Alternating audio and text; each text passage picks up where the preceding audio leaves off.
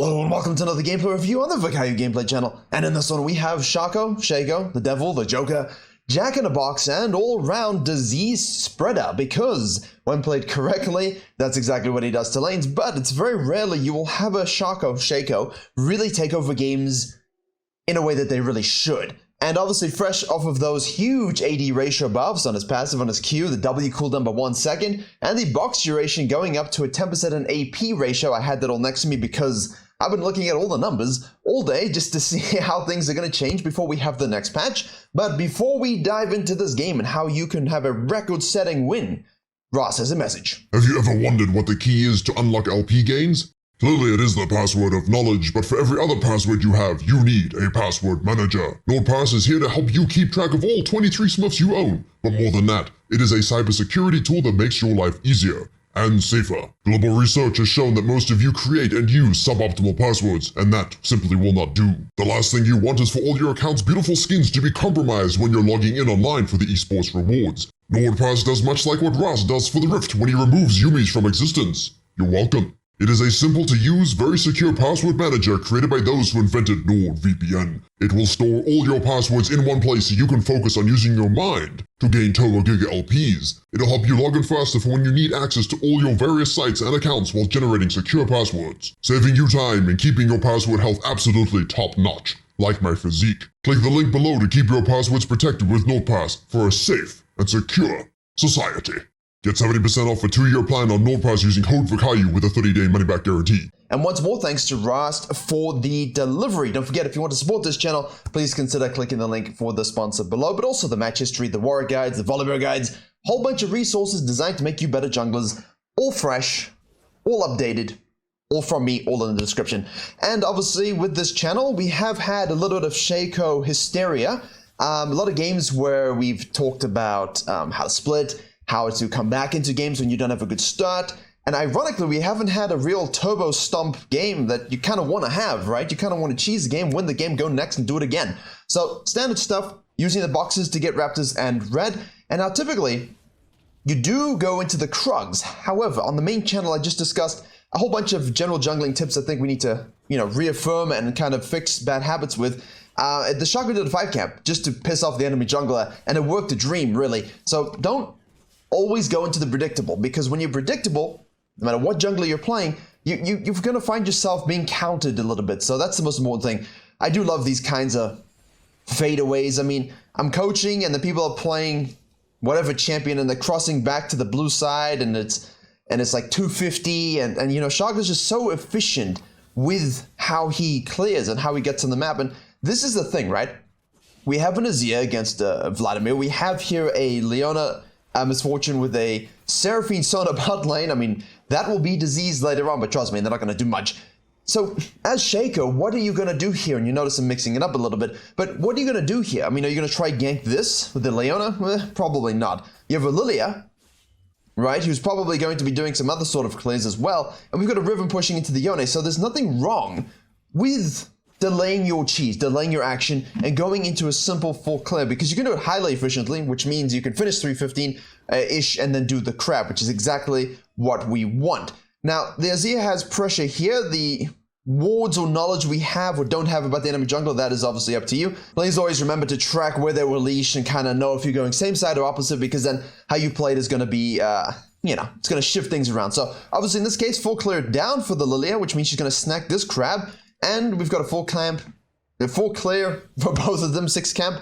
And now, Riven lets it push back a little bit to give us some room, because we do want to go and piss on the Yone. That was a mistake. He's gonna be forced to flash, because you would have seen the box go through there, but now you're running away, we're attacking you from behind, so you can get ignited, you can get 2-shivved.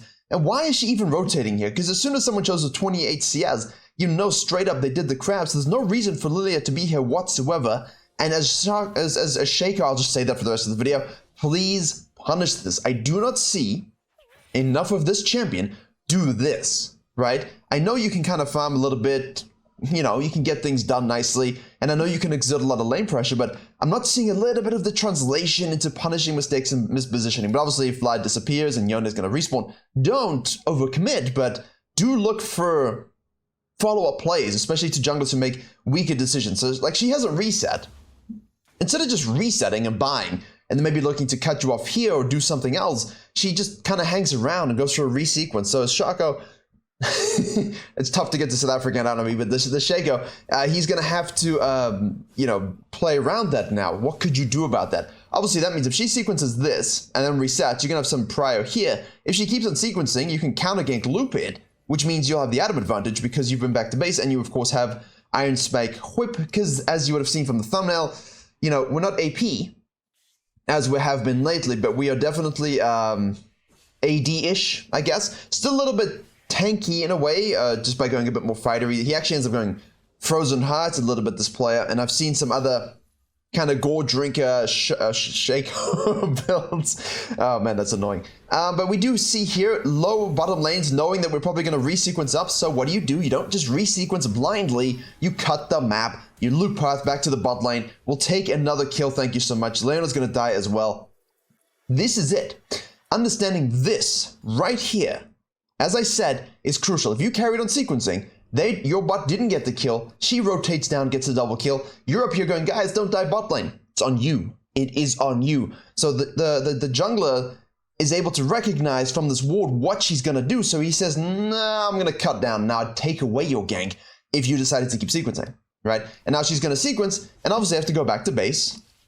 It would be wise to go back to base. And we get blessed by Satan and have an RNG crab on the top side, which means we'll take that, because that's the first crab of any sort of meaning. You kind of do want to do the Gromp, yeah, but at the same time, outside in roll, just in case the Lily decides to be absolutely batshit crazy and show up randomly, we'll just make sure we secure that and we can fall back to our Gromp, especially seeing as Riven based.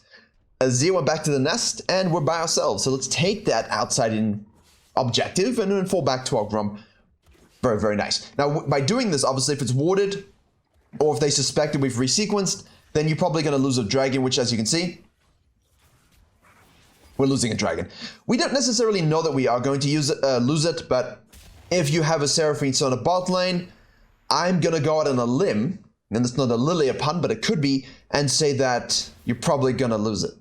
Because you're not going to prior much for those objectives, and Azir kind of just wants to chill and not play the game. And just to slice back on this one, the Yone does see that we hit the plant here and go for the red invade, which is obviously what you kind of want to do. And he's going to go and try and fight this, but I don't think it's necessarily a good idea. We've got the Ignite, we've got an ult, we've got boxes, we have everything we need in terms of itemization spikes as well. He just dies. He just completely straight up dies. So don't always rotate to protect your jungler's buff if you cannot win the fight, because dying to it is way, way worse. Lilia shows up, not even level 6, suboptimal pathing. Yes, she is a jungle main, so don't comment that. Our clone explodes, giving her some mega damage, and then she runs away and then gets 2-shipped as well.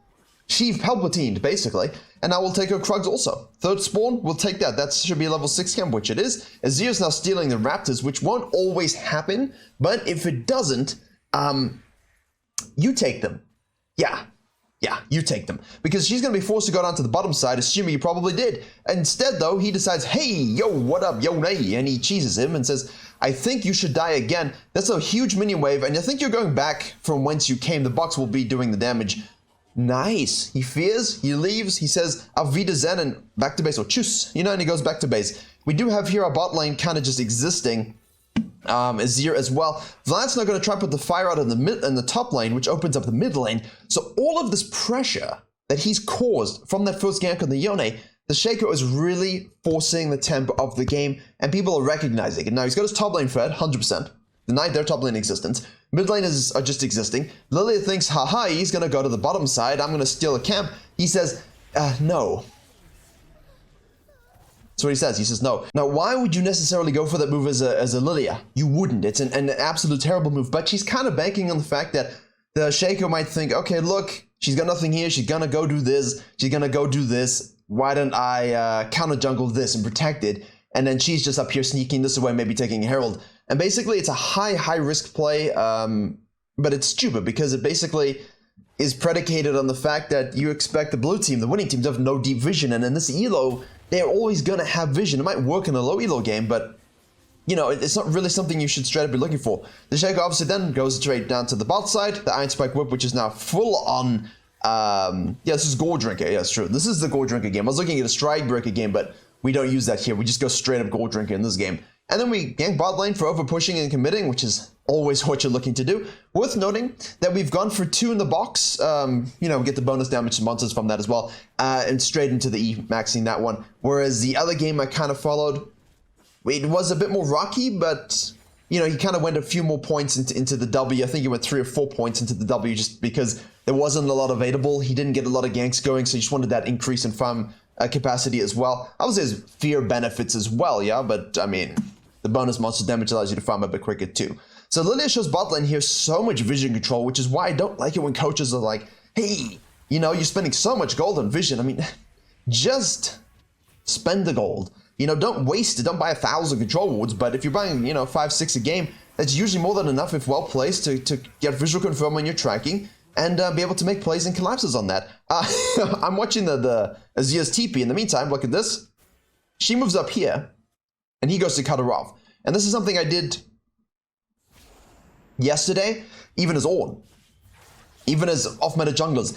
It's really good when you look at the map and you see players move lower HP and not think that you see them. You do see them. They don't think that you see them though, right? Just a cheeky kill again. Can we get the double? Can we get the triple? Vladimir's rotating, so we've got Q up in 1, so we're just gonna yeet. We're gonna yeet away. We can probably trap in the box or in the side in the Fnatic Rush. But yeah, as I was saying, if junglers are running away and they're kind of looking for ways to escape, but they don't really know if you see them or not, you can always cut them off and get free kills as they run away, which is really, really great. You stop them getting like a grump and getting back into the fight, right? So you just kill them, and then you can focus on cleaning up. And as you saw there, the lead we have now is insane. We have 10 kills in 10 minutes with 1 assist, almost basically 11 kills in 11 minutes. Record time control in terms of snowballing this game. And this is what happens when you just don't trust your laners. He trusted them a little bit, but he just played his game. He removed the enemy jungler, and that's why I always say remove the enemy jungler from the game. And when you do, what the hell can the enemy do about it? They don't get ganks now. They don't get dives. Maybe they'll sneak away an objective or 2, but as long as you keep that pressure up, I mean, 67 CS to 78, I'll let her have it because she's Lilia, but with 10-0-1, does it matter? No, it doesn't. So obviously we've gotten into the more of my Mortius second because we have here a Lilia, we have here a Vladimir, and we have here a Misfortune, who of course has some AP in her kit as well. The Yone is really inconsequential. We're not dealing with him whatsoever. So Dragon does spawn here. We can obviously kind of looking for a fight, but we get Glacial Stun. There is the problem when you start to group up and you start to want to go in. But we place the box, we eat that, we obviously queue away from it. That was actually very nicely done by both him and the Azir. You have the Gore Drinker for heal as well. The trick is getting within range, obviously, and decide if you want Blue Smite or Red Smite. Obviously, 99% of the time you're going to be taking Red Smite, but you know, some... Just get sheaved, bruv. Straight London gameplay. We're going to go ahead and take this crab and then slide on into the Ocean Drake. Yeah, 99.99% you take Red Smite. I mean, there are cases where one could justify it on things like Warwick and Volibear and even SHACO. But typically, if your angles of approach and your understanding of flanking and positioning is sufficient, it's not really anything you're worried about. That Q was obviously very nice as well. Same thing for Babeth, actually. So we have here the Riven in the top side. Now, if you're busy doing this, you look up, you're like, what the hell's going on? How'd she get so chunked? The Azir moves, but it's 301, 204. You know, they've existed and played around you perfectly, but you're the one getting the kills, you're the one pressuring the map, and that's the importance of this message and of this game. I mean, 10k gold lead at 13 minutes. Sure, your laners were mostly human beings, in this case they're pretty good, but it's all playing around you. Seraphine ult into the Leona engage. Sorry, you have to die there, Misfortune. Q up in 2, 1, activation when we need, although chasing Leona is always a bit rough, but at the same time, you could just let her waste time, but I think we kind of want the kills. So I have no idea why you wouldn't go for this. Nice stun. This is, by the way, after the hotfix. Are we giving this away?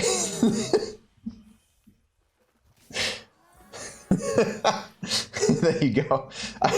This is where I'm saying, like, he's trusting his laners, not trusting his laners. I mean, there he's trusting them, but as you can see,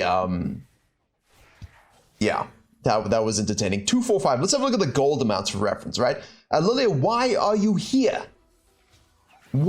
What do you hope to accomplish? You are a jungle main. You see this. You can track CS. Why are you even in this location?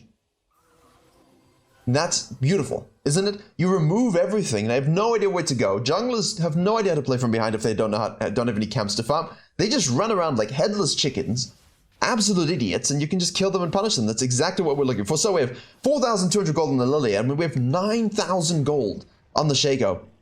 The Yone, because of our perma-camp, perma-gang, perma-destruction, is also sufficiently behind. We got 7,100, 200 to 4,000, basically. Mid laners are also 2.3 below, you know, and this is all jungle contortion, right? All jungle contortion. Bot lane, I mean, don't really need to look at because Misfortune is obviously ahead, and Sona's a little bit ahead because she's obviously been a bit more involved in these kills. But good herald take from your laners. If they don't take it, you go take it. Obviously, focus on those kinds of things. But this is a game where, I hate to say it, I'm going to be very honest with you right now, okay?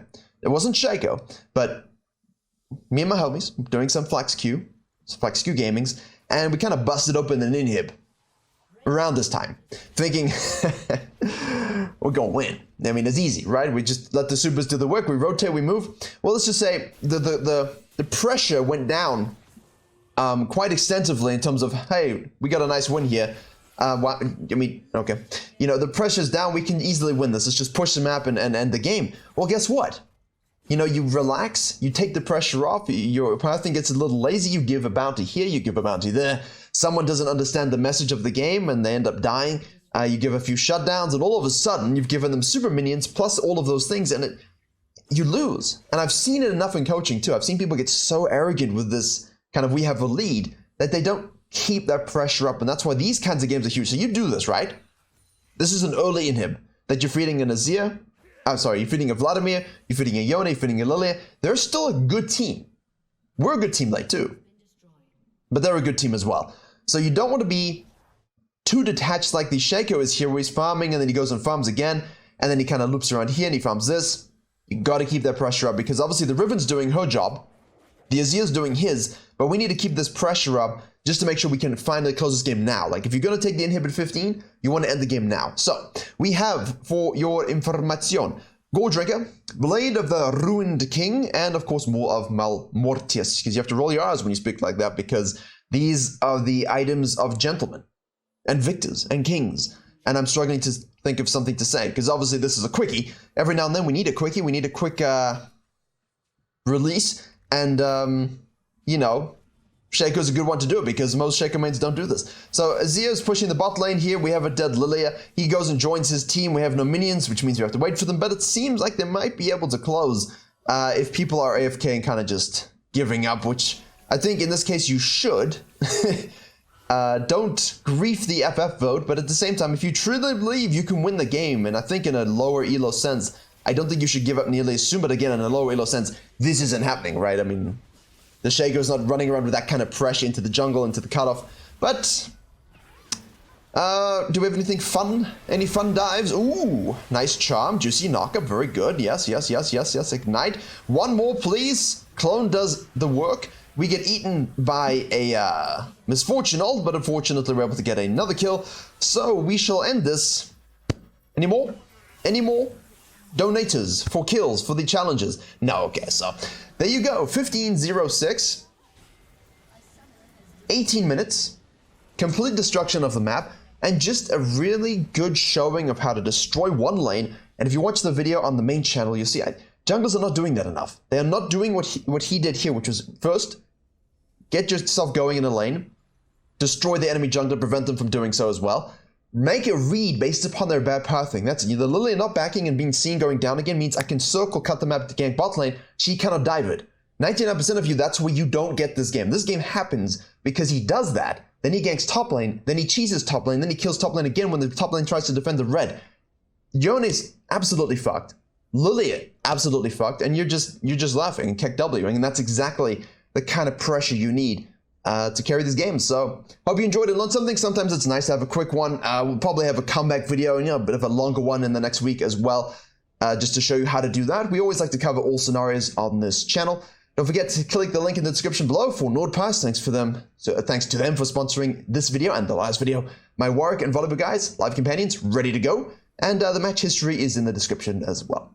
Thank you very much for watching, and as always, I will see you all in the next tutorial with less SHACO, Demons.